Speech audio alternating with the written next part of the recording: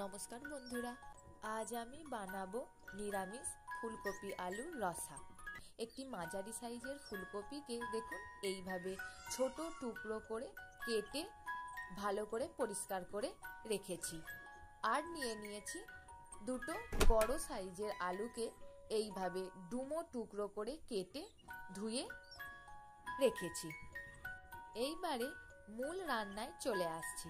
এর জন্য gas on করে কড়াই বসিয়ে দিয়ে দিয়েছি 2 টেবিল চামচ সরষের তেল। তেল ভালো মতন গরম হয়ে গেলে ফোড়নের জন্য দিয়ে দিচ্ছি 2টো তেজপাতা, হাফ চামচ গোটা জিরা আর সামান্য হিং।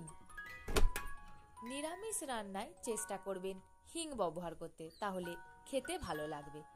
ফোড়নকে 8-10 সেকেন্ড ভেজে নেওয়ার পর ফোড়ন থেকে মিষ্টি সুগন্ধ বেরোতে শুরু করলেই দিয়ে দেব আগে থেকে কেটে রাখা ফুলকপি আলুর টুকরোগুলি। সামান্য লবণ ও সামান্য হলুদ গুঁড়ো দিয়ে প্রথমে ফুলকপি আলুকে মাঝারি আঁচে বেশ লালচে করে ভেজে নেব। ভেজে নেওয়ার মাঝেই একটি মশলা তৈরি করে নেব।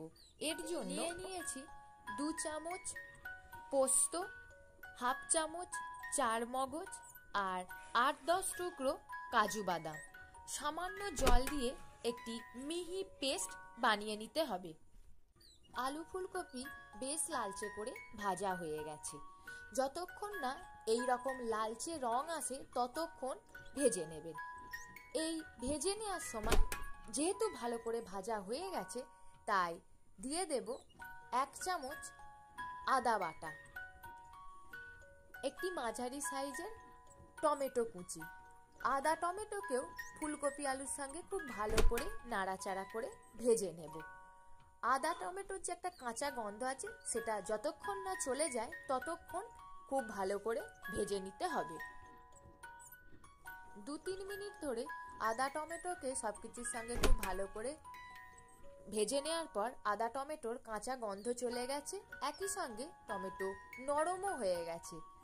এই সময় আমি গুঁড়ো মশলাগুলি অ্যাড করব।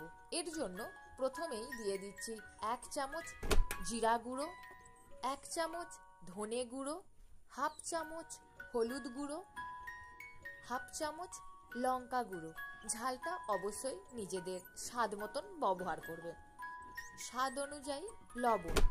ফুলকপি আলু ভাজার সময় সামান্য লবণ দিয়ে ভেজেছিলাম, সেই বুঝে বাকি স্বাদ অনুযায়ী লবণ এই সময় ব্যবহার করবেন।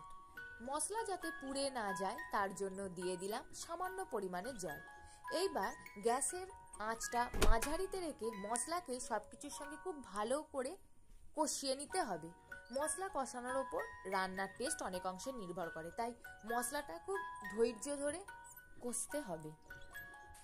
4-5 মিনিট ধরে কষিয়ে নেওয়ার পর মশলার কাঁচা গন্ধও চলে গেছে, একই সঙ্গে মশলা খুব ভালো মতন কষানো হয়ে গেছে।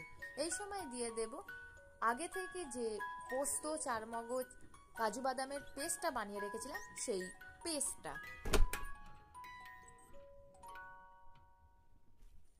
এই পেস্টটা দেওয়ার পর সামান্য নাড়াচাড়া করে দিয়ে দিচ্ছি হাফ চামচ কাশ্মীরি লাল লঙ্কার গুঁড়ো। এতে তরকারির রংটা খুব সুন্দর হবে। ঝাল হবে না, তবে আপনাদের কাছে যদি না থাকে তা বাদ দিতে পারেন। স্বাদটাকে ব্যালেন্স করার জন্য দিয়ে দিচ্ছি হাফ টিস্পুন চিনি।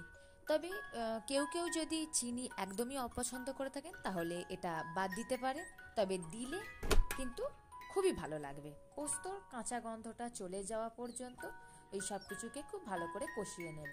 তবে খুব বেশি কষাবো না, তাহলে পোস্তর টেস্ট নষ্ট হয়ে যাবে। 1-1.5 মিনিট ধরে এই সব কিছুকে কষিয়ে নেওয়ার পর দিয়ে দিলাম পরিমাণ মতন জল। এমন পরিমাণে আমি জল ব্যবহার করলাম যাতে আলু ও ফুলকপি খুব ভালো মতন ডুবে থাকে, তাহলে আলু ও ফুলকপি সিদ্ধ হয়ে যাবে। আর আপনারা কেমন গ্রেভি রাখবেন তার উপর নির্ভর করে জলটা ব্যবহার করবেন। আবারও সব কিছুকে একটু নাড়াচাড়া করে মিশিয়ে নিয়ে গ্যাসের ফ্লেম মাঝারিতে রেখে ঢাকা দিয়ে 10 থেকে 15 মিনিট রান্না হতে দেব, যাতে আলু ও ফুলকপি খুব ভালো মতন সিদ্ধ হয়ে যায়। 15 মিনিট পর ঢাকা খুলে দেখছি, দেখুন গ্রেভি অনেকটাই টেনে গেছে, একই সঙ্গে আলু ও ফুলকপি খুব ভালো মতন সিদ্ধ হয়ে গেছে। সামান্য নাড়াচাড়া করে নিয়ে দিয়ে দিচ্ছি হাফ চামচ পরিমাণে গরম মশলার গুঁড়ো। গরম মশলার গুঁড়ো দেওয়ার পর সামান্য মিশিয়ে নেওয়ার পর গ্যাসের ফ্লেম বন্ধ করে দিলাম। এইবার ঢাকা দিয়ে 5 মিনিট স্ট্যান্ডিং টাইমে রেখে দেব, যাতে গরম মশলার গন্ধ খুব ভালোভাবে তরকারির মধ্যে ছড়িয়ে যায়। 5 মিনিট পর সার্ভ করার জন্য একদম রেডি। আজ এই পর্যন্তই।